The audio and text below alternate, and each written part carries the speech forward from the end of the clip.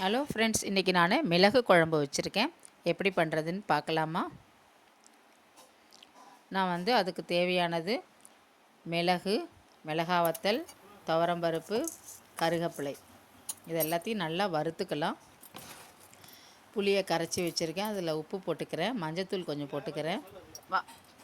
இதை வறுத்தது எல்லாம் நம்ம மிக்சியில் போட்டு நல்லா அரைச்சிக்கலாம். கடாயில் கொஞ்சம் நல்லெண்ணெய் விட்டுக்கிறேன். நல்லா காஞ்ச உடனே நம்ம கடுகு போட்டுக்கலாம், கொஞ்சம் கருகப்பிலை போட்டுக்கலாம்.